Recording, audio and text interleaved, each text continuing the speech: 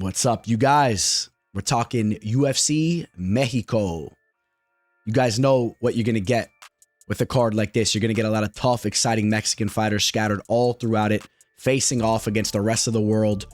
We don't have any title fights to talk about. There's not a lot of star power throughout the card, but the matchups are fun, and I think the fans will be pleasantly pleased as the fights are taking place and they're squigging back their cervezas. We got Raul Rosas Jr. on the main card. He's a fighter that has potential to be a star one day. I'm not ready to commit to that yet, man. He's a young buck. This is another important fight for him. It'll be a learning experience. Every time he goes out there, he's going to get better and better. He will be taking on Vinc Morales. We'll dissect that fight. As you guys know, we start at the bottom of this card, work our way up towards the top. Subscribe if you guys are new here. Please hit that like button while you're at it. And let me just mention Joe Pyfer has a big fight against Kelvin Gastelum. Joe Pyfer is a fighter that I've been saying for a while, man. I think that he has real potential. All right, so I'm excited to dive into his matchup with Kelvin Gastelum. And then if you want to talk about star power, I mean, I guess Brandon Moreno is the fighter that you can bring up on this card. He's taking on Steve Erceg. Both these fighters faced off against Pantoja for the belt, and they gave him a run for his money. Realistically, the two fights that they had with him were the most competitive matches we've seen against Pantoja. And while we're talking about Pantoja, it's definitely worth noting, if you guys haven't heard, there's these rumors that Kai Kara-France is injured. He's withdrawing from that bout. It looks like Manel Kape is next in line. Of course, that's the fight that I want to see, so I'm excited about that. All right, that fight will prove who the best flyweight on planet Earth is right now. Now, the winner of this main event will definitely inch closer to fighting for the belt once again. Specifically in Moreno's case, he would then be on a 2-fight winning streak. When you're talking to Erceg, I mean, Erceg was just devastatingly knocked out by Kai Kara-France. Even though the fight before that was that very competitive championship bout against Pantoja, that knockout loss really sets him back. But if he gets a W here, maybe he gets one more big W, and you never know if he's getting another opportunity. All right, but there's a man that is a little bit above them right now. All right, the Raw Dog, Brandon Royval, who is one of the most exciting fighters in the game, and that excitement that he brings to the cage puts him a step ahead, right? I know he also lost against Pantoja. Let's say Pantoja is the current champ. I think people would be more inclined to see Royval step in there on that 2-fight winning streak. We've seen Moreno in there with Pantoja so many times, and it's Royval that looks to really be sharpening his game up. You saw him just defeat Moreno, and then that fight that he just had against Tatsuro Taira was very impressive. Came down to the 5th round. Tatsuro Taira, if he didn't drop that 5th round, it would be him that's still undefeated and would have been barking up the tree for a title shot here. So he has one big bounce back victory. He's in the mix here, and I expect him to be matched up with some of these big names. And then another fighter you can't sleep on is Tager Ulanbekov. Okay, he continuously goes out there and gets W's. I expect to see some big matchups made down the line for him. And then let's also mention Joshua Van, who just continuously goes out there and gets W's. He's a young phenom. You guys know I love my flyweight division. So that's just a little brief intro to this fight card. We're going to jump into the first fight in 1 second. Just got to let you know, if you're looking to work with me for my official plays, do not hesitate to reach out to me. Email me, shoot me a DM on Instagram or Twitter. All right, I shared that big news. I finally hit that 10K marker on Instagram at MMA Fortune Teller. I appreciate you guys so much, man. Things have really been cruising. The teller.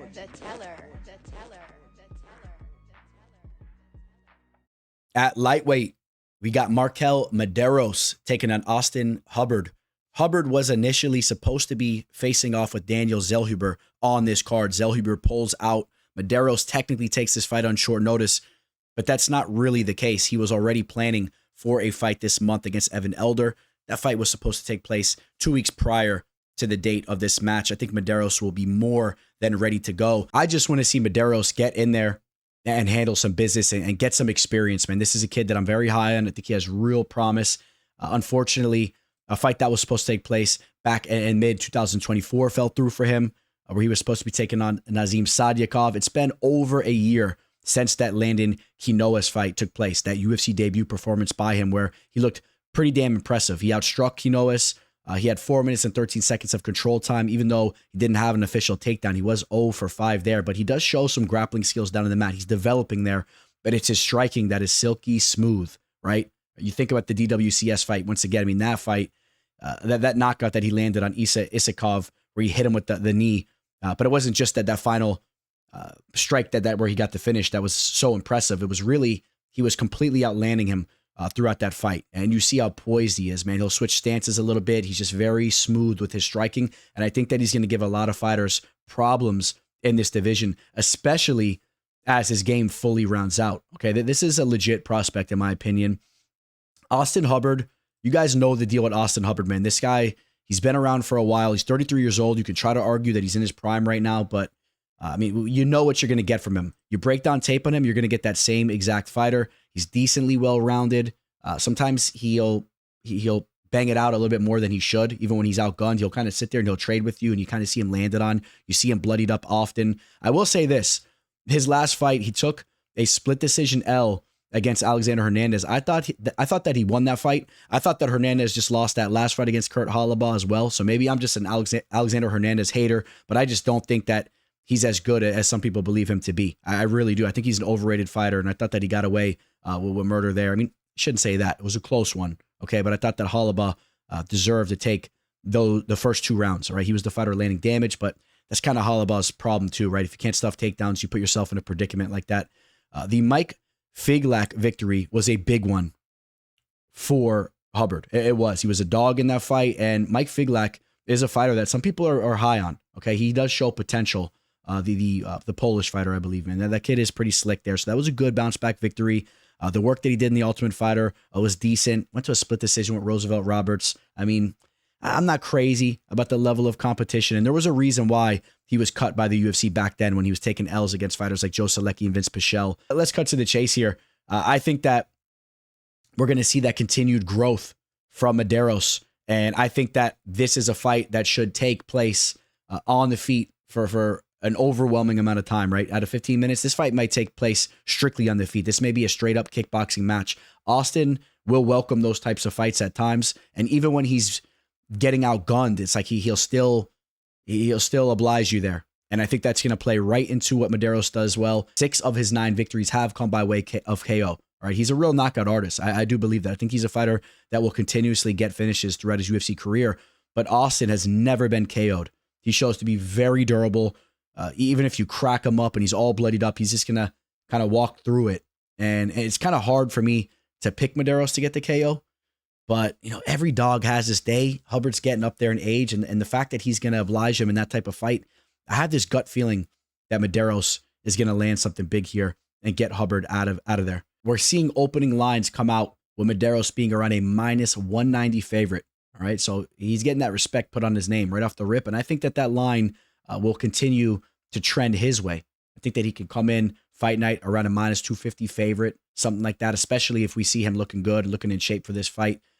So, you know, I like that -190 line. Be careful if it gets out of hand. I mean, you definitely don't want to be targeting him as a -300. I don't believe there's real value there.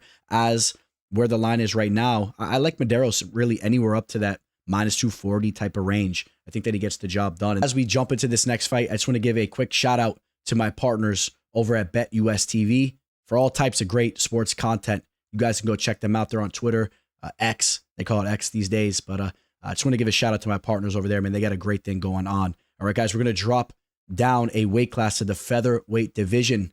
Jamall Emmers takes on Gabriel Miranda. This one will be interesting.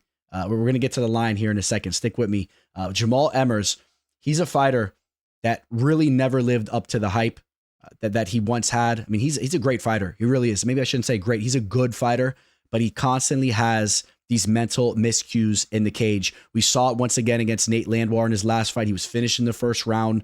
The Jack Jenkins loss, that was not a legit loss. That was a bad decision, guys. Okay, I'm not just on the mic over here saying, oh, this is a robbery, this is a robbery, that was a robbery. No, okay, go look at what the majority of the MMA world had scored that fight. Go look into what the MMA media scored that fight. Everybody was on Emmers winning that fight. So that was a tough one there, all right? Thought he looked pretty good. He was actually doing what he does best, which is keeping the fight standing and pumping his jab, using his boxing skills and striking skills from the outside. He has grappling ability as well. He's a well-rounded fighter, but we have seen him make some miscues down there. You can't forget that Pat Sabatini caught him in a heel hook. I mean, that's just a tricky type of sub that can really catch anybody on an off day. And Pat Sabatini is a crafty Brazilian jiu-jitsu black belt. So take that one for what you will. I think that we've seen Emmers show a lot of growth with his grappling throughout the years, and that will be key here because that's what Miranda does best. When Miranda is hitting on all cylinders, he's going out there and he's pulling off a sub. 11 of his 17 victories come by way of sub, at least as far as his documented victories. We have 6 unknown types. They probably were all subs. As you guys know, I just chalk up those unknown method of victories to be whatever was on the same trend. And I bet you I was right there if you really dig into that. So I'm not crazy about anything that I've seen from Miranda as far as the striking goes, which that is where you have to be cautious when you're backing Emmers. When you think about Jamall Emmers getting hit with a head kick by Julian Rosa on Dana White's Contender Series. We just talked about the Landwehr KO. There's been a couple other fights where he's taken some big strikes and got put on his back and got finished up. So I think that he's in a good spot here. As long as he doesn't slip on a banana peel and get his back taken or give up that leg and get his leg snatched up in some type of knee bar heel hook, Jamall Emmers is going to win this fight. And not only is he going to win this fight, I think that it's very likely that he gets a KO on Gabriel Miranda, who is shown to be vulnerable defensively. All right. He has his chin up in the air at times, and I could see Emmers cracking him with the big shot. Emmers is not the most reliable fighter, but he is definitely a superior fighter in this matchup here. Now, check this out. This is the only fight that I do not currently have a betting line on. And sometimes I like that. It's kind of fun. We get to speculate where this line is going to be. And if you didn't know already, if you guys haven't dove into the odds throughout this card, there are a handful of minus 400 to 500 type of fighters. Okay, so there's a handful of some big favorites. I definitely believe that Emmers is going to be a big favorite in this matchup. I'm going to say that Emmers opens up around a minus 380, so it's like a minus 450. And it may even be really steep. Okay, maybe he even opens up as like a minus 500. I don't know. I'm very interested to see where that line's at, but I know he will settle in as a big favorite, and it's somewhat deserving to be the case. I think that I have him capped as like a minus 450 to a minus 500. All right, maybe I'm off. We'll see. Maybe people just don't trust him, but I expect him to be a big favorite, and I think that is warranted. We will stay put at 145. This is one of my most anticipated fights of the card. I really like this matchup. All right, Mel Costa taking on C-Rod Christian Rodriguez. Costa was just in there. All right, I had a small official play on Andre Fili in that matchup, and I really got to tip my hat to Costa because I thought that he looked damn good. You can say, Fili was reckless, shooting that takedown at the end of the round, getting caught in that sub. There was no need for him to do that. He should have looked to keep that fight standing. But realistically, Costa was outstriking him as well. All right, he was looking quick in there. I think that Costa showed that his game is really coming around, man. I like the way that he's moving. You take a look at his 2 losses in the octagon, all right? The Steve García KO loss. I mean, García hits like a Mack truck, all right? He goes out there and knocks a lot of dudes out. So take that one for what you will. I don't know if C-Rod really has that one-shot type of power. In fact, I don't believe that he does. He's more of a volume striker. He's technical, but I don't think that type of flashy KO is as live to land, all right? The Thiago Moises loss, that was his UFC debut, which I do believe he took that fight on short notice. And Thiago Moises is high level, the long-time American top team product. So, I mean, take those losses for what you will, man. C-Rod is a solid fighter. The fact that he's just 27, that's something you really got to keep an eye on because you're going to see that continued growth. You guys know the stories of him surrounding himself with Anthony Pettis, Sergio Pettis, and all those guys at Team Rufus Sport. From when he was a kid. You guys know that this is someone that surrounded himself with those types of people since he was young. All right, so he's a very mature fighter. He has some real highlight victories. A lot of people didn't think he was deserving to defeat Bulgarian, but you still had to love the fact that he showed that durability and the cardio, and he just weathered the storm. He hung in that fight, handing Bulgarian his first ever loss. He was a huge underdog too. He looked great against Raul Rosas Jr. Once again, pushing the pace late in that fight. But, the Julian Rosa sub loss, that was really alarming, the way that he got caught in that sub, because I think that Costa has all the abilities to do something similar. Right? He is very crafty, and if C-Rod makes a mistake, he can get caught in something like that, which he got caught in a guillotine, and that's an elementary choke. But the weird thing about that is that C-Rod is actually proven to be very crafty with his grappling skills. Looking back at that fight, which I did have action tied into that one too, man, that really bit me. I was so puzzled to the fact that he got caught in an elementary choke like that. I mean, that really puzzled me because we've seen him go down to the mat and just be, even if he's getting out grappled, right? Like when he's getting out wrestled by Jonathan Pierce, I mean, he knows how to avoid being finished there, and has some notable victories even outside the UFC. Right, in DWCS had the Reyes Cortez victory, knocked out Charles Rampos Gregorio, a former UFC fighter, the fellow Greek there, man. But I'll tell you what, I like what I see from C-Rod, but all signs to me are pointing towards Mel Costa.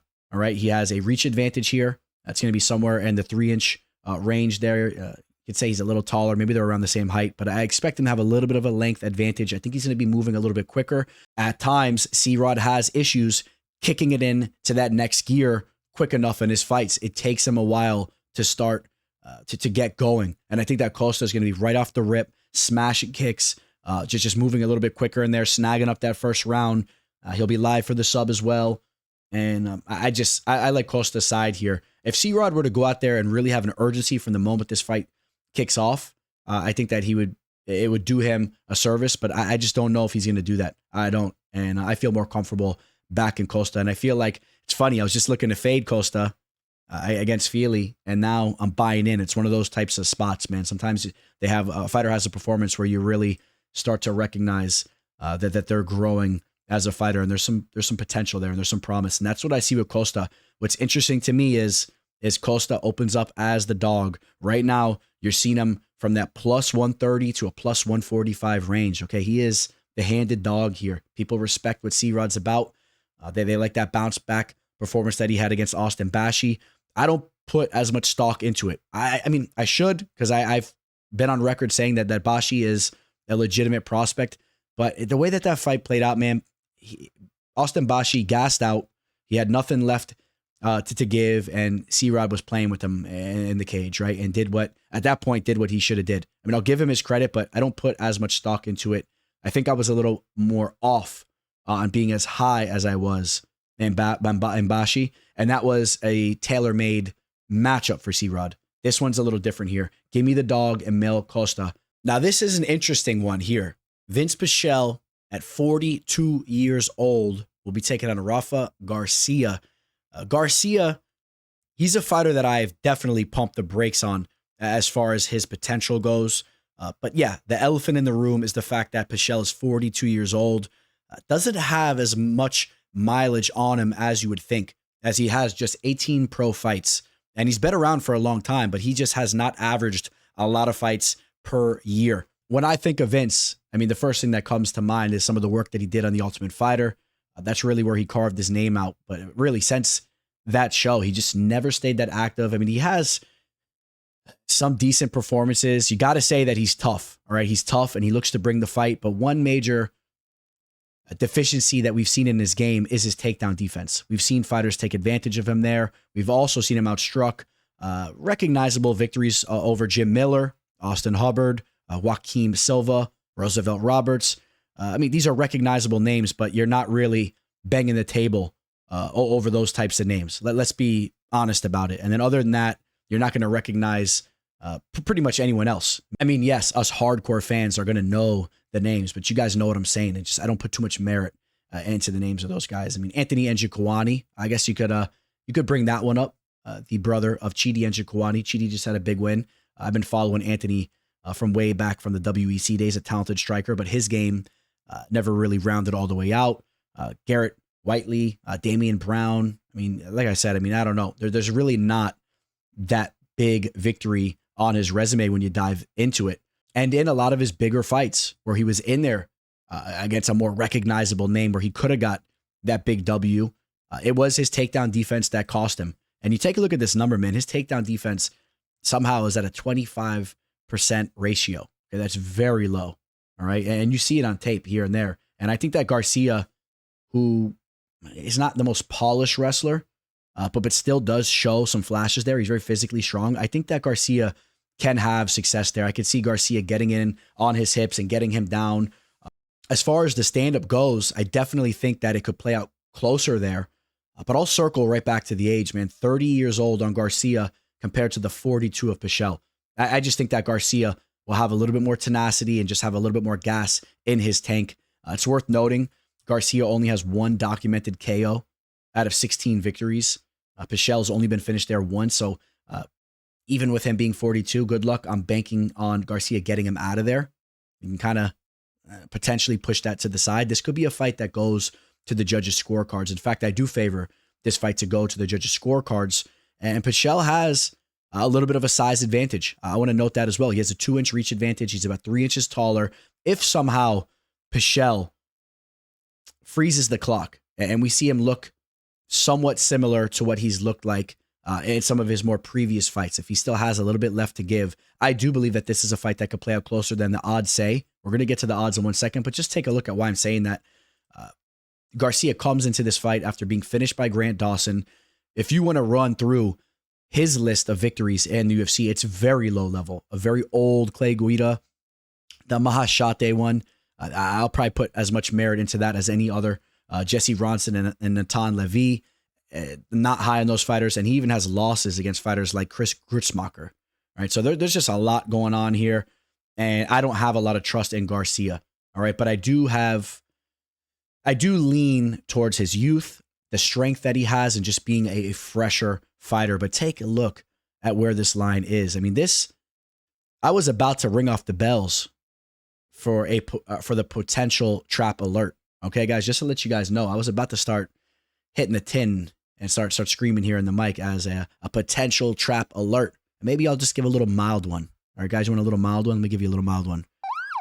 Ooh, let the sirens go there for a second. That's a mild trap alert, just based on where the odds are for this fight, because Garcia is a minus 400 right now. All right, the comeback on Pichel is at plus 300. I think the values with the dog here, but without a doubt, I would not be chalking up 4-1 odds on Garcia. But stick around, and I'm going to give you guys that real trap alert. All right, guys. In a women's strawweight bout, we have Julia Polastri taking on Lupi Godinez. Godinez ranked 11th. She's had a lot of up and down type of performances, really. When you take a look at them, I mean, she's coming off 2 losses, right? But against respectable names in Verna Jandiroba and Mackenzie Dern.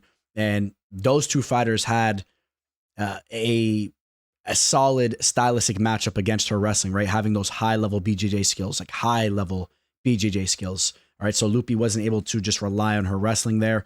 Her striking, it's never really came around. It's decent offensively, but she is there to be hit, as we saw dating way back to the days of when she was fighting for the belt against Vanessa Demopoulos, and she did dethrone Demopoulos for that LFA championship. You give her credit there, but I mean, she was bloodied up as well. And you should not have Demopoulos landing those types of strikes on you. And I think that we've kind of seen that replicated throughout her career. Losses to Luana Carolina, Angela Hill. I mean, these were big letdown fights. These were fights that she came in, I believe, as the favorite in those spots, and even coming in as a favorite in some of these, and just she falls short in those types of situations. I will note that the Carolina fight, that was a fight that I believe she took on short notice and went up a weight class, so we'll give her a little slack there. But I'm being a little hard on her because I, once upon a time, had very high hopes for her. She has a high-level wrestling background representing Mexico.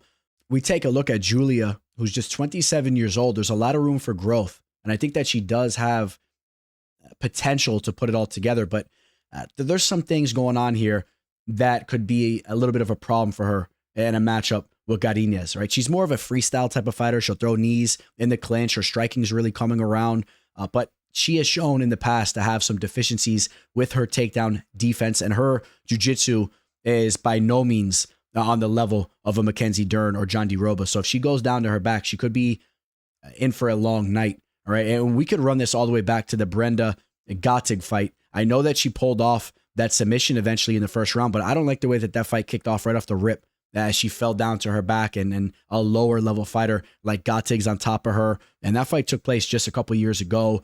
We saw what happened to her against Jasmine, Justinian, which we know that's what Jasmine does, but still, I mean, she was really dominated there, getting taken down and controlled. The Corey McKenna fight that she just won, that went to a split decision. You could say we're seeing some growth from her there, as she was controlled for over 5 minutes, but McKenna was only 1 of 6 on her takedown attempts. So you give her some credit for eventually stuffing the takedowns and working on that aspect of her game. But McKenna doesn't have the same wrestling abilities as a Lupi. She has some skills there, but I put Lupi ahead. And if you pull her numbers up on the Knudsen loss, it's just an interesting one here. She actually had that 4 minutes and 34 seconds of control time, and she was 3 of 3 on her takedowns. But we know that Knudsen's a straight up kickboxer. All right, so I don't know how much merit you put into that. And then also, I don't know how much merit you put into the fact that she was outstruck 145 to 86, because that's what Josephine does. And if anybody can refresh my memory, didn't Josephine just get cut by the UFC after taking an L? I don't know, that's kind of just hitting me there. And that was kind of interesting if that is true, if anyone remembers that there. But the fact that Josephine outstruck her like that, I don't know if that necessarily means that Lupi's going to have a great deal of success there. She's tough. I could see it playing out pretty close on the feet. I think I have to lean towards Polastri's way. I do, even though she shows some defensive deficiencies a little bit there. Maybe Lupi lands some big strikes. I think that her offensive skills would prevail and I would edge her. But the problem that I have with backing Polastri here, which I was close to doing, is the fact that I don't trust her to continuously stuff takedowns in this fight. I think that Lupi will string off some takedowns and there will be a solid amount of control time. And the fact that Lupi will have the crowd behind her representing Mexico, I'm not willing to back the Brazilian here in this spot. I'm not. I think that the judges will lean towards Lupi's way. I think this fight could play out closer than the line states or closer than some people are thinking. I don't know. That's kind of where I'm at with it right now. And, just seeing Lupi as high as a minus 180, I don't know. I mean, I would like that line a little bit lower than that. I know that on some of these books, she's around a minus 160. Maybe that's a more accurate line. I probably have her capped around a minus 160. But the wrestling skills should pay dividends. All right. Solidifying those takedowns should pay dividends. And if she struggles to get takedowns, she could be in for some real trouble against the young fighter in Polastri, who's going to show that growth and development. Their frames pretty much identical. We got a 1-inch reach advantage for Polastri, both the same height. So it's not like Polastri has this crazy reach advantage where we have seen Lupi in there before and be a little undersized as far as her length goes. Doesn't seem to be the case here. Give me Lupi to get a split decision victory. This should be fun. Ateba, Abega, Gautier taking on José, the punching bag, Medina. This fight, it kind of reminds me of like take a bowling ball, throw it off the top of the Empire State Building and see if it holds up. You know what I mean? Because Medina is very durable. He's extremely tough. I mean, there's just no questioning that. I don't really feel that he has the highest of skill sets, especially offensively. I mean, there's not a lot going on there. I mean, he's a fighter that got a contract on DWCS for being so tough and walking through all the damage that Magomed Gachiasulov threw at him. All right. I mean, he literally got a contract for just for being exciting as he walked through the damage. And I see what the UFC was doing there by signing him, because look at this now. Look at this fight and look at this matchup we have now. It's exciting. It's intriguing. What's going to happen when such a durable fighter is thrown in there with such a nasty offensive fighter? And that's exactly what Gautier is. And we saw that on DWCS, man. This dude is nasty. Big time power, representing Cameroon. There's a fighter that came out of that country a while back and really made a name for himself, showcasing his striking and the power that he possesses. If you guys know who I'm talking about there. I mean, but you take a look at the work this dude's doing right now. He comes into this fight off of 1, 2, 3, 4, 5 knockout victories in a row. It was the second round KO victory over Yura Nato that got him the contract. And that was a good matchup for him there, because Yura, even though representing Japan, they're not always known for their wrestling abilities. I mean, some fighters do have some solid wrestling. I mean, let's not completely overlook that. There's some. But Yura, it was a fighter that had a wrestling background to an extent.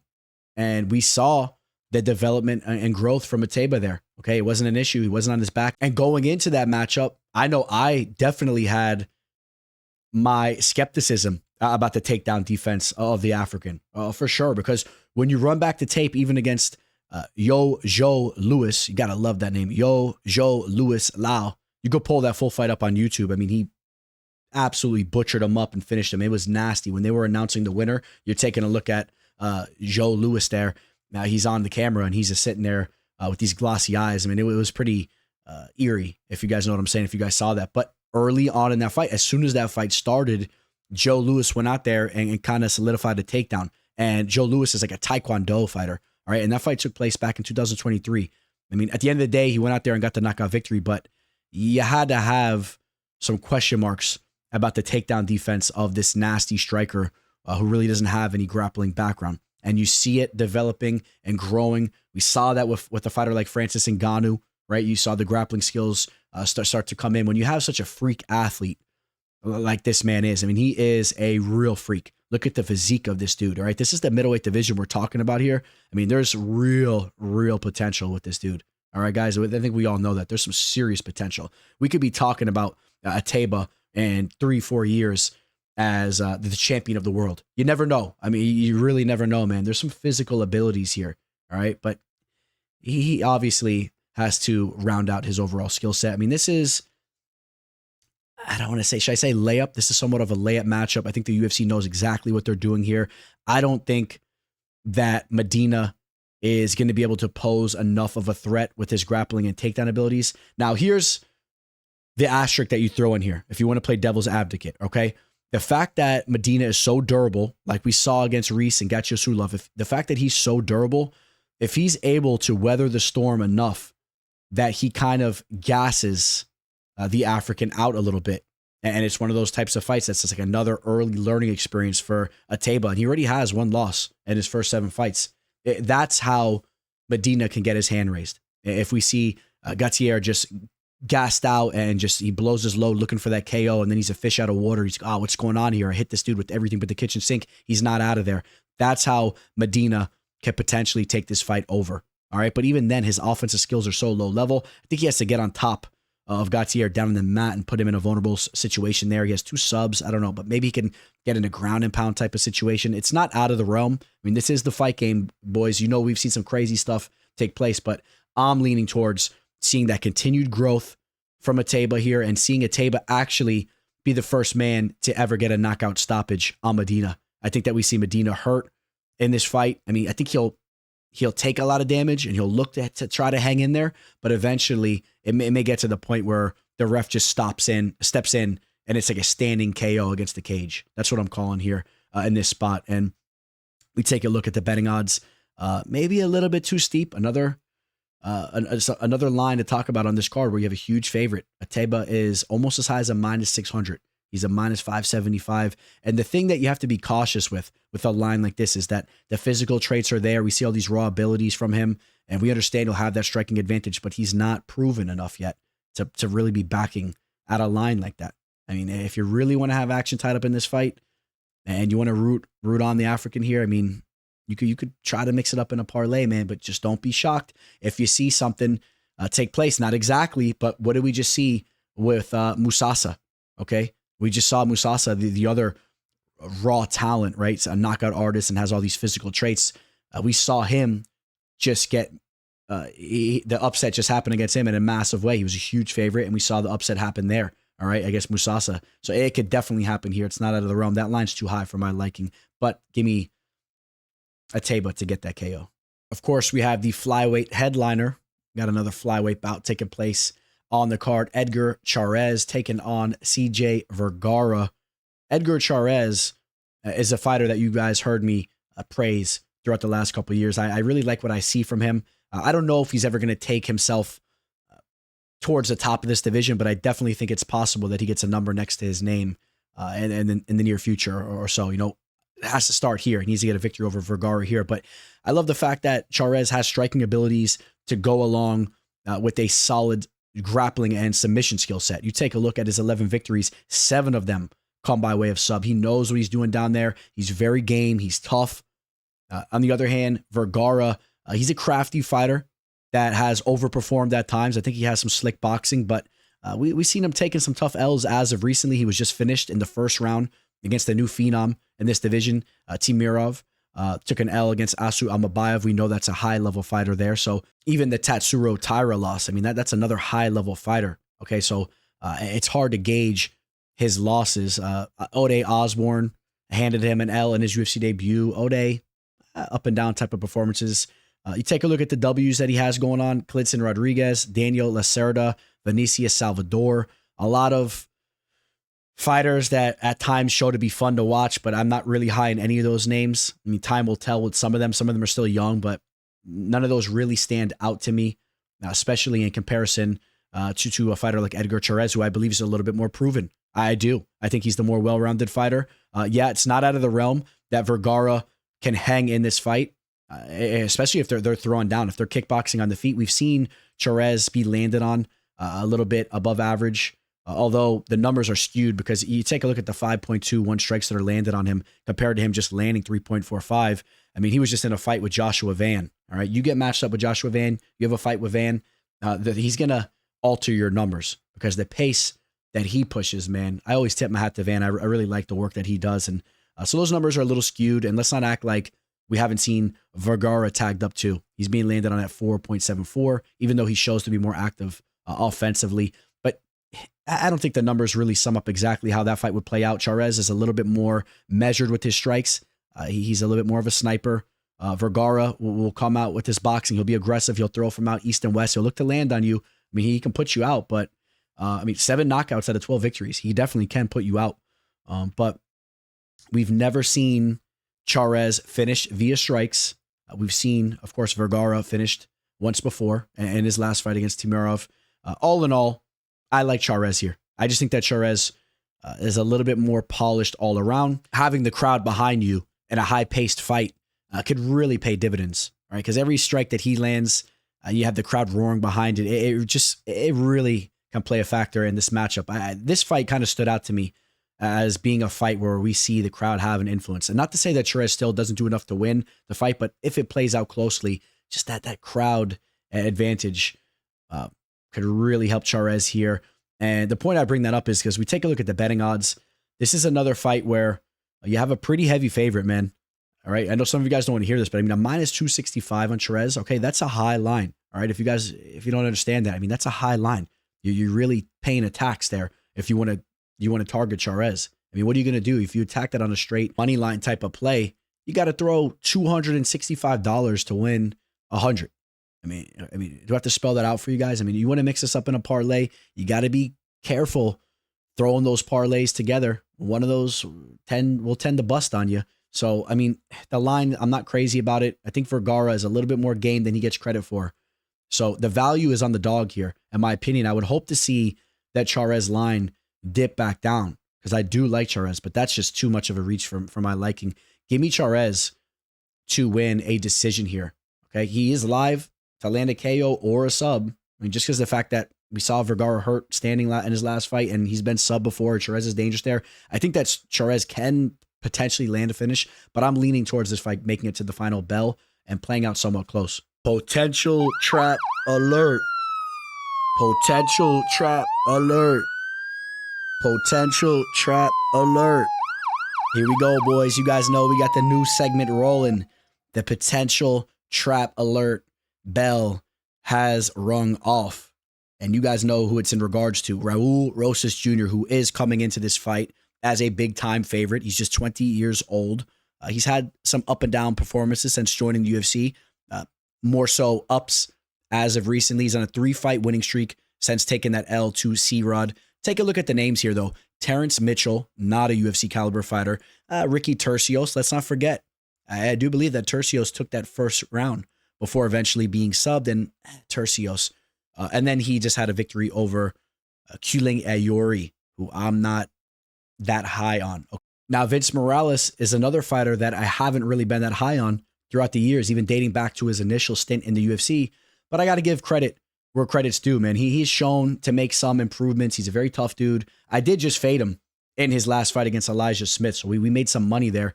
You take a look at the numbers in that fight. Elijah Smith outstruck him 52-42 on total strikes. Significant strikes were actually dead even at 40-40.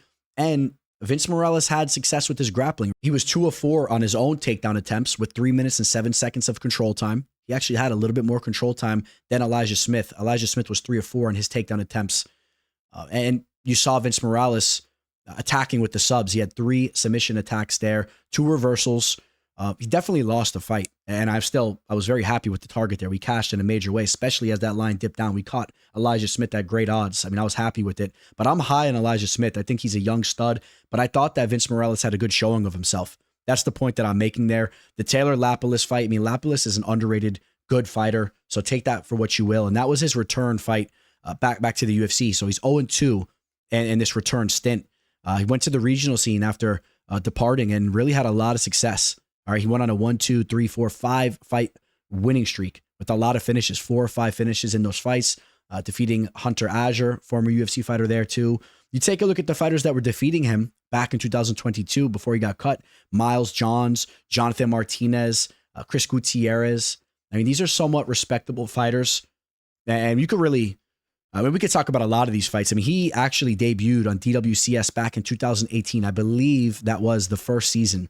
And he took an L to Domingo Pilarte. He got caught in a sub. I mean, he's grown a lot, though, since that fight. And Song Yadong was another fighter they took an L to. He had a victory over Ayman Sahabi. All right. And the Draco Rodriguez fight, I know Draco never really lived up to be anything much, but that's where he kind of flipped the script. And we saw him showcase that he has some boxing skills. Followed that up with a knockout victory over Luis Smoka. All right. So what am I getting to here, guys? I mean, this is what I'm getting to, is that Vince Morales has underrated boxing skills. I think that his striking is underrated. He has a 3-inch reach advantage. I'm not crazy about the striking that I've seen from Raul Rosas Jr. I'm not. I like some of the things that he does, and specifically with just the tenacity and the grappling skills that he has with his wrestling and jiu-jitsu. I know he's working on his striking. I don't put as much merit into that one KO victory he had against the Alaskan, the former Ultimate Fighter guy there in Mitchell, who was devastatingly knocked out on that show as well. I don't put as much merit into that. I really don't. I need to see more growth from his striking. I think that it will come around, but right now, you put him in a fight where Morales has success stuffing takedowns, and I could see the fight playing out very closely. All right. Now the crowd will be behind Rosas Jr. There's no question about that, even though I believe Morales is also of Mexican descent. Maybe he's a Mexican American, as is Raul Rosas Jr. too, now that I think about it. But Rosas Jr. is the golden boy, right? He's the new horse to represent Mexico. I mean, they're looking to ride in on him, and I get it. He's a fun fighter, chihuihuis and all that, and I get it. I get it all. But the alarm had to be rung. This is a potential trap on Raul Rosas Jr. Now the question is am I going to pick Morales to win this fight? I just quickly want to dive into the work that Rosas did. We talked about it a little bit earlier, but not a lot of big names, man. Can Morales replicate what C-Rod did to him in that fight? And look at the victories here, man. Mando Gutierrez, Jay Perrin, Tercios, Huling Oyori. There's just really not that one big victory. And I think I'm going to do it, man. I have fun doing it. I'm going to fade Rosas Jr. here again. And let me also say, right, look at this. The Huling Oyori fight that was at UFC 306 in the Sphere, that fight was a lot closer than some of you guys remember. It was a unanimous decision victory for him, but Oyori was in that fight. I think it came down to the third round. It was 1-1 going into the third. And I'm going to pick Morales. I'm going to say Morales shuts the party down, boys. How about that? Your boy Chihuihuis takes an L here. Some of you guys may not be happy with the pick, but why not, man? Let's go with the dog here. Morales, he's right around a plus 250. Obviously, I feel that the value is on him. I wouldn't be surprised if Rosas goes out there and is just slightly a step ahead and solidifies some takedowns. Wouldn't be shocked, of course, but I don't think that line is accurate, especially not as high as a minus 340, which some of these books have him at a minus 330, 340. You can catch him as low as minus 300. I still don't see value there. I caution you guys tailing him here. Go run the tape back on that last fight. All right, it was not a walk in the park. So everyone's coughing up these big odds on him because of his name and the fun that he brings to the cage, but not a lot of value on that line. And I say he loses straight up. I'm taking the dog. In the bantamweight division, we have the Black Spartan making his UFC debut, David Martinez, who is part of the first ever and currently the only ever brother and sister UFC duo that we've ever seen, right? His sister, Melissa Martinez. Okay, he's taken on the Brazilian Saimon Oliveira, a fighter that really hasn't been that active. He fought on DWCS some time ago. But I want to talk about Martinez here. Martinez, and you see it with his sister too, their real strength is their striking. Both of them kind of have that karate kickboxing type of style to an extent. Not exactly. It's not your straight up Wonder Boy type of style, but you see it mixed in to their striking a little bit. You break down their tape. I mean, they'll land some strikes from some interesting angles. And you talk about Martinez's highlight reel. It's a fun one. It really is. Go pull that up on YouTube. All right. He was just knocking dudes out left and right leading up to that DWCS fight against Xavier Franklin. Franklin was undefeated, and he went out there and pulled the decision off over him. Franklin since has bounced back with the victory, so you keep an eye on him. I would not be surprised if we see him get an opportunity on DWCS coming up on the next season. So now, is Martinez going to be able to keep this fight standing? I think that's a big question because Oliveira has shown to be pretty polished up down in the mat. Out of 18 of his victories, 8 of them come by way of submission. All right, so he chose to be a plus finisher. You don't see any type of knockouts going on really, just one documented KO. I don't think that he's much of a threat there for Martinez. I expect Martinez to really get the better of those striking exchanges. Even though we've seen some slow growth from Oliveira over the years, I don't think it's much of a threat. He's 33 years old. He's coming off a KO loss against Daniel Marcos that took place all the way back in 2023. He's been very inactive. Before that, he took the L against Tony Gravely. And before that, he did have the victory over Jose Aldo. If you guys remember the Mexican version of Jose Aldo. And, I say that joking around, but Aldo actually was a fighter that was respected on the regional scene, or just representing South America in the regional scene for quite some time, decently well-rounded. And he went out there, he pulled off the decision. His career just never really took off. I don't expect it to start to get back on track here. I think that Martinez is going to be a clear step ahead. I think that Martinez is going to get a finish. I really do. With the way that Oliveira performed in that last fight, I think that he'll be a little hesitant in those striking exchanges. I think that he'll be wary taking the damage of Martinez, as Martinez just throws everything into his strikes, and it will land some big power shots. 8 KOs out of 11 victories. Give me David Martinez to get a knockout here. I mean, what are we talking about, right? I mean, we'll see if maybe Oliveira can shake things up, but I'm not really banking on it. David Martinez is currently a minus 400 to like a minus 410. Okay, he's a 4-1 favorite here. I think that line's pretty accurate. I like what I've seen from this kid. I think the takedown defense will be there. The footwork will be there, and he'll land his damage. All right. So that's a fight that we could also potentially be talking about in the prop edition video. I absolutely love this opportunity for Joe Pyfer. He gets the chance to go down to Mexico City and take out somewhat of a household name in Kelvin Gastelum. All right. Gastelum has had his ups and downs. We know he's not the most consistent, but he's still just 33. And the name carries weight. The Mexican fans love to see action. They love to see knockouts. They love to see that fighting spirit. That's everything that Pyfer is about. All right, so he gets to represent for the white boys down in Mexico City. I think it's a perfect recipe for Pyfer. All right, and you take a look at Pyfer's lone loss since he started this UFC run, and it was clear. All right, it was the fact that it was a 5-round fight against a high-level crafty veteran in Jack Hermansson that cost him. He lost the latter rounds, okay? He looked stellar. You want to go run the tape back in the rounds 1 and 2? A lot of the strikes that he landed throughout that fight would have finished fighters in this division. All right, so that's just a tip of the hat to Jack Hermansson. Hermansson's very tough, very durable, has great cardio. So he took over those later rounds. It was a great learning experience for Pyfer. Pyfer bounced back with a first-round KO victory after that. And you could say, well, how do we know he's going to look better in the later rounds moving forward? Because that next fight, he gets another early finish, which is what he does all the time. I mean, you take a look at his track record. I mean, he goes out there, he'll sub you, he'll knock you out. He essentially is a career mixed martial artist. If you don't know his whole story, his dad got him into MMA from a young age. Okay, here's the thing. I feel confident in the fact that he's just 28, and in that fight, he dug deep and he made it to that final bell. He went through a lot of adversity in those later rounds.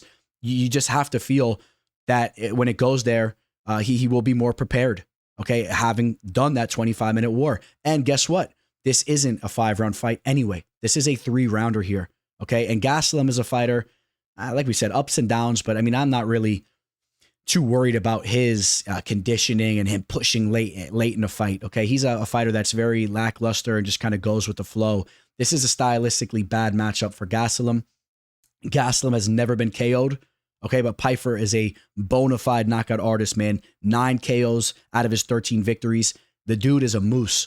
Okay, look at this dude, man. He's an absolute stallion. All right, he's going to have almost a 3-inch reach advantage. He's about 5 inches taller. We know Gastelum, especially in this division, is already very undersized. I mean, that's going to be a problem. I think Pyfer is going to be cracking him up.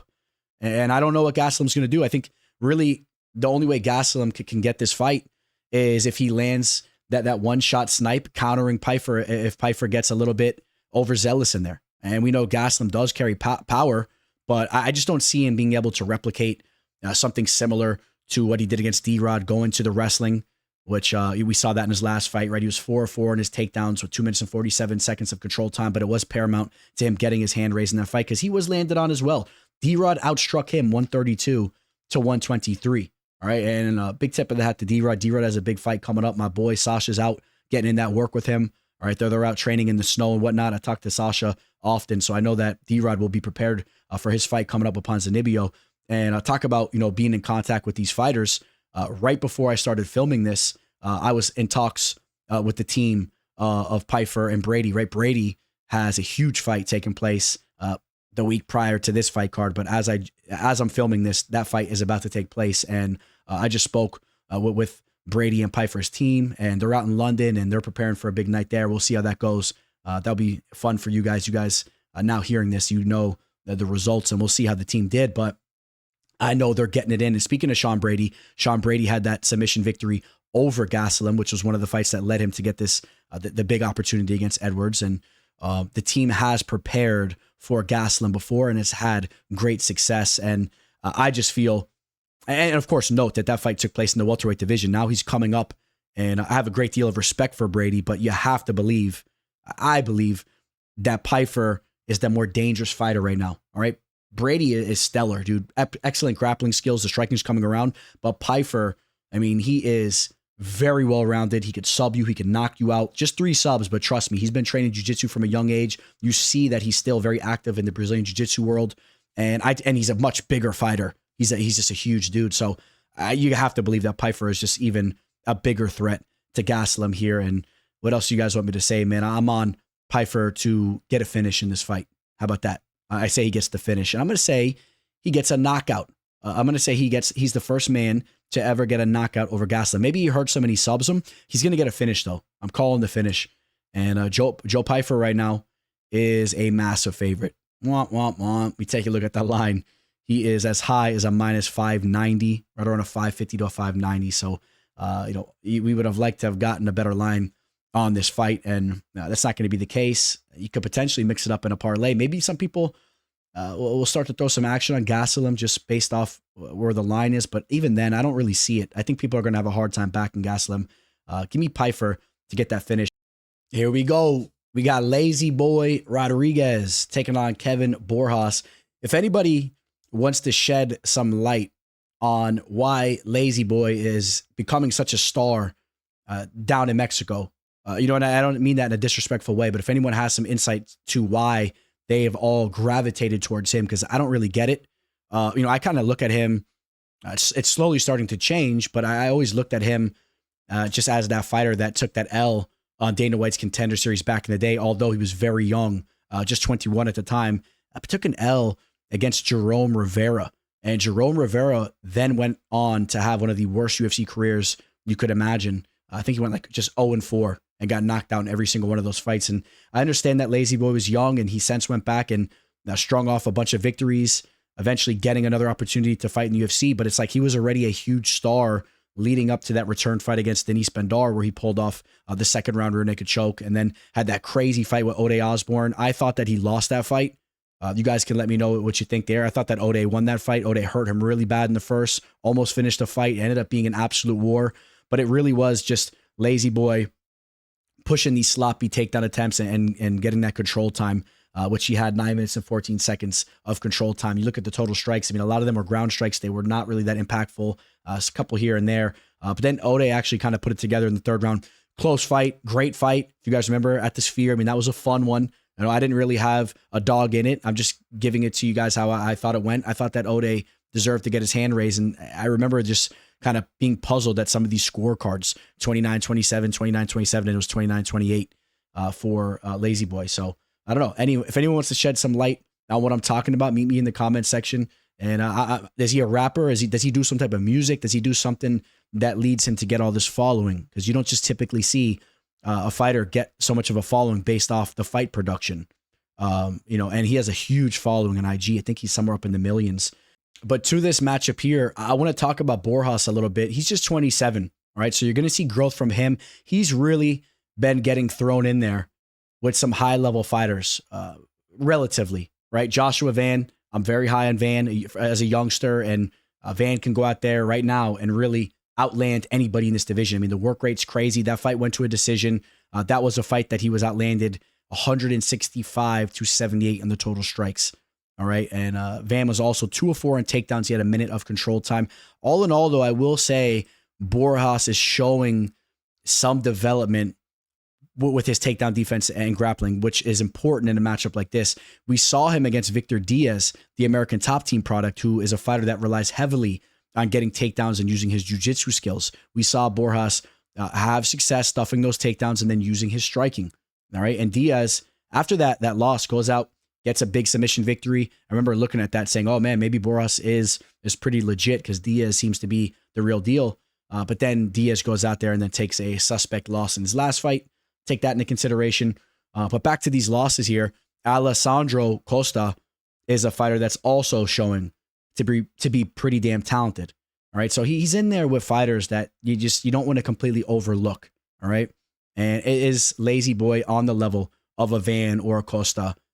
Time will tell if Borjas is able to replicate what he did against Diaz by stuffing takedowns, keeping this fight standing. I would not be surprised if he gets the better of the striking.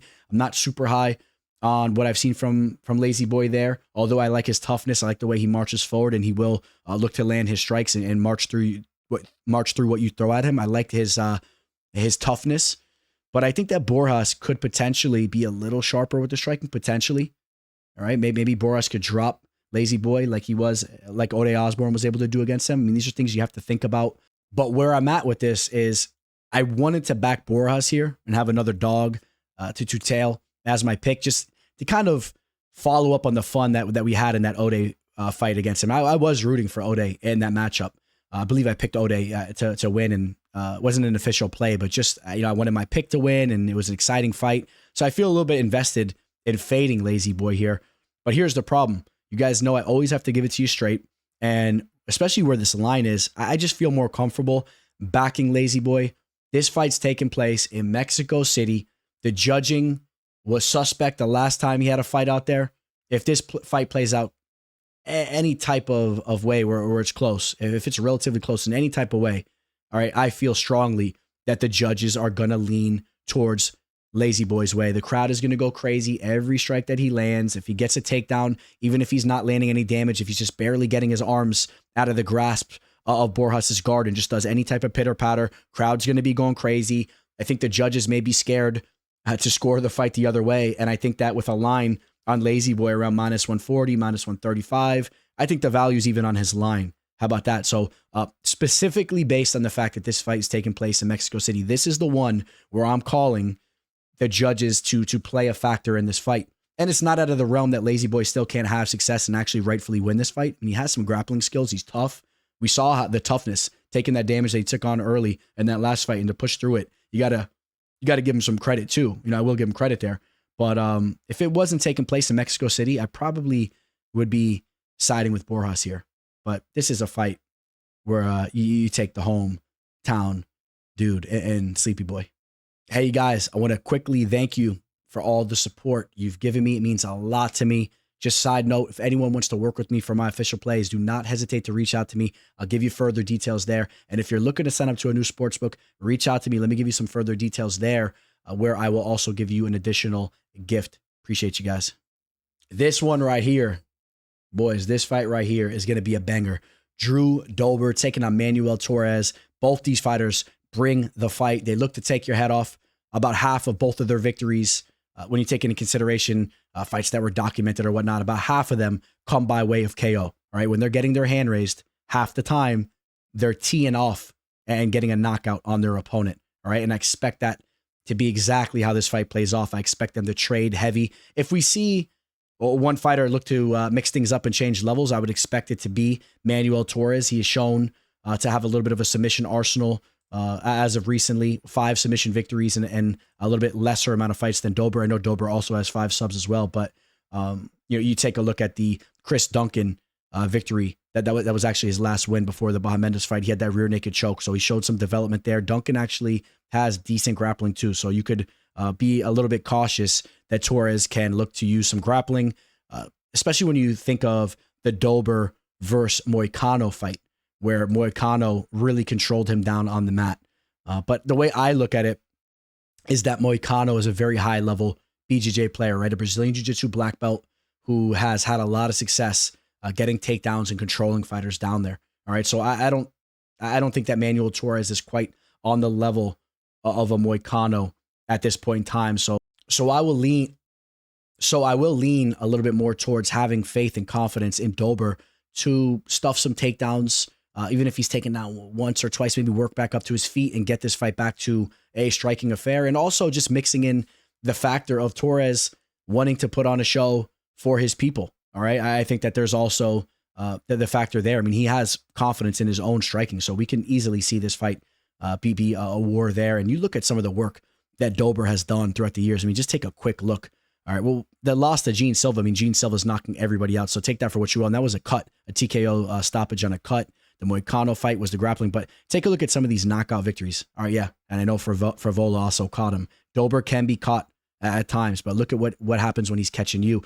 The knockout over Ricky Glenn, the knockout over Bobby Green, the knockout on Rafael Alves. Alves is a high-level striker. You see him over in Karate Combat. I mean, he is nasty. The knockout over Terrence McKinney, the knockout over Alexander Hernandez, the knockout over Nasrat Hakparas. He was a dog. That was a huge upset victory. The knockout over Marco Polo Reyes. I mean, he is a knockout artist, man.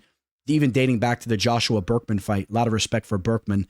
What a shame we don't got his face up here, man. Berkman was a stud. A former Utah football player who was a tough dude. I mean, you got to go all the way. Look at this. Jason Gonzalez, KO back. I mean, you could run his resume so far down, man. All the way dating back to his debut, which took place against who he faced off against Nick Hine in 2014. And I think he actually, I forget which way it went. If you guys know the story, comment below. But I think Dober married Nick Hine's sister, or Hine married Dober's sister. One way or the other there. I think he actually married Hine's sister. Because I remember the story was like, yeah, he took the loss to him, but then he got revenge getting a sister. And I think that they since divorced. But Dober's been around for a long time. Came into MMA with the striking background, right? The Muay Thai skills are his main skill set. And, sometimes he's undersized. Doesn't really seem to be the case here. He has the same wingspan as Torres. He's 2 inches shorter, but I think the footwork will work just fine. He'll get on the inside. I think Torres will oblige him in a war. And I like Dober to get a knockout in this spot. How about that? I like Dober to get a knockout. We saw Torres knocked out in his last fight against Bahamondes. I had Bahamondes in that spot. I had him as an official play. He was an underdog. Torres fell short in front of his home country last time. I think he falls short once again. I think Dober's going to sleep him. All right. I'm going to say a first or second round, an early KO, like an under 1.5 in this fight, an early portion KO. And I like the under 1.5 no matter how you spin it. I think we see an early knockout regardless, an early finish. And let's take a look at the line. This fight is essentially pick 'em odds, boys. Pick your poison here. You siding with the Mexican and his home country. You siding with the American traveling down there who is going to have the crowd against him. It would be a sight to see if he could shake things up and get a KO, but give me Dober to get that KO. Here we go. We got the main event. Brandon Moreno, the former champ of the division, takes on Steve Erceg, a fighter that came so close to getting his hands on the gold. Got a title shot after being just 3-0. And that fight against Pantoja essentially came down to 1 round. So it was very impressive. But the follow-up performance was suspect. He did not look good against Kai Kara France. He struggled mightily on the feet, eventually got knocked out. Now, Brandon Moreno, in my opinion, is a much more proven fighter. He has a lengthier UFC resume. He made his debut a long time ago, coming in from the Ultimate Fighter, whereas Steve Erceg just recently burst on the scene. I mean, Moreno has been in there fighting the best of the best for a long time, and he is typically getting his hand raised. What's also interesting is you take a look at 2 of his last 3 fights, dating back to when he lost the belt to Pantoja. That was a very closely contested bout. If he would have got his hand raised there, of course, going into the Royval fight, he would have still been the champ. That was another very closely contested fight that went to a split decision. We're talking about split decision losses here, all right? And if he doesn't lose those fights, leading up, of course, to his last performance where he dominated Amir Albazi, he could still be the reigning champion, all right? You think about the Davison Figueiredo fights. They went to war so many times. It seemed that Moreno just got better and better as that quadrilogy took place. And that's what you have to note, is that Moreno is still cruising into his prime. He's just 31 years old. He has a world of experience with 32 professional fights already under his belt. He has the motivation again, taking those close losses. I think it really motivated him, as we saw in the Al-Balzi fight. He looked stellar, man. Outstruck Al-Balzi 132-63. I mean, it was really impressive in that main event showcase there. And as long as Moreno is motivated, I think that he can give anybody problems in this division. I think that he could potentially get his hands back on the gold, but the motivation has to be there. I think that it is. Steve Erceg, I'm sure, is very motivated as well, coming off that loss that he took to Kai Kara-France, but he could be as motivated as he wants. I think that a loss like that can really mess with your psyche. All right. And I'm curious to see how he's going to look in those striking exchanges when he's not able to get the fight down to the mat. He's decently technical, but he's not really a pure striker. He's not. I think that Moreno is more game there. He's more tough. He's more durable.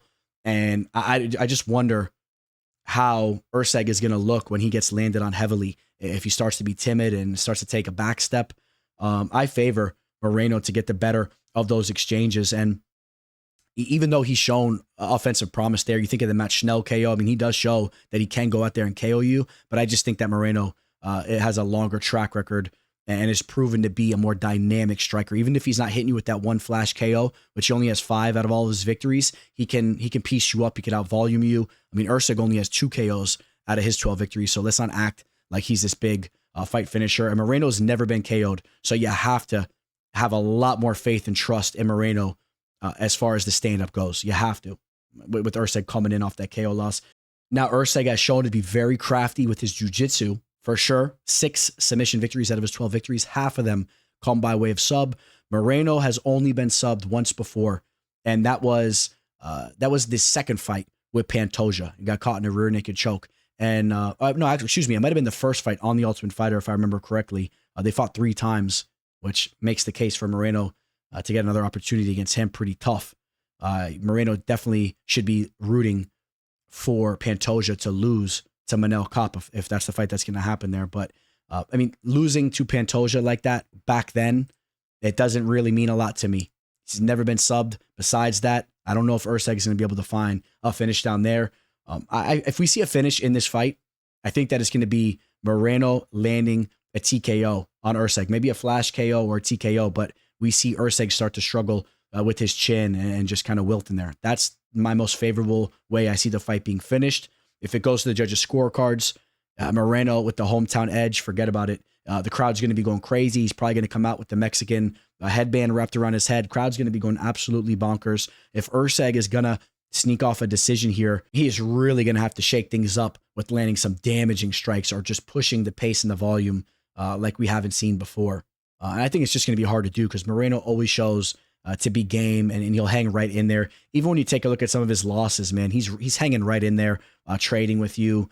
And with the hometown edge, this fight is going to be a problem for Erceg, in my opinion. We'll see how he looks, but I don't have too much faith in Erceg here. We take a look at the odds. Right now, we're seeing Moreno right around a -185 favorite, so he's just under a 2-1 favorite. I kind of like those odds there. I do, and I expect them to potentially creep up to him being like a -205 or something like that. Would not be surprised if we see Moreno over a 2-1 favorite. You got to love that little salsa I put on his name there, huh? Moreno. All right, guys, the teller is really polishing up his skills on the mic, man. We got to start announcing some fights. If anyone's out there that works with the promotion, reach out to me. I want to get on the mic. I want to start doing some broadcast work here, man. We're getting the names down. Brandon Moreno. Maybe I'll get on the mic like that one dude. I'll start announcing the fighters and start to get some traction doing that. I know you guys like that type of stuff. I see it going viral.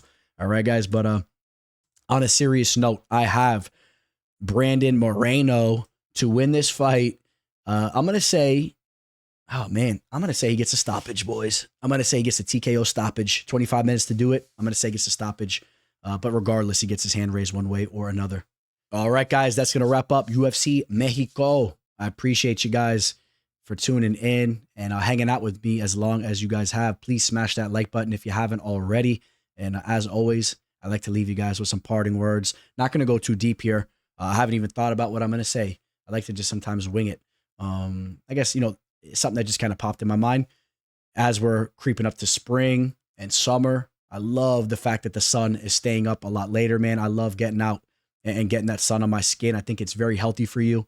Obviously, don't go out there and just burn yourself up and damage yourself like that. You know what I'm saying? But just get out there, get that sun on you, be active, and make sure you're rising with the sun to an extent. I don't expect you to be up super early, but you want to rise to a certain level where you're out there being part of the day. It's going to help you sleep better. Don't be one of those dudes that's sitting in your cave clicking away on the computer. I got a couple friends like that, and it makes me sad, man. Some of my better friends have been like that a little bit, and I try to grab them by the collar and get them out of their dungeons. Even cool dudes. I'm talking about some of my boys that are cool dudes. They get out there, they club and whatnot, but sometimes they're just a little too comfortable being in the lab. And I'm in the lab here often. As you guys see, I'm grinding. I'm always putting content out, but it's important that you get out there on your bike, go take a bike ride, get that sun on you, hit up the beach, hit up the pool weekly, do a little workout at the park, go fish, grab the fishing rod, go, hop around some canals, some lakes, some canals, some rivers, some oceans, get on the boat if you can. You got to get out there, dude. You got to get out there. You got to live life. It's healthy for you. You're going to notice you're always going to sleep better on those days where you're out there with the rhythm of the sun and all that. So don't be sleeping in late.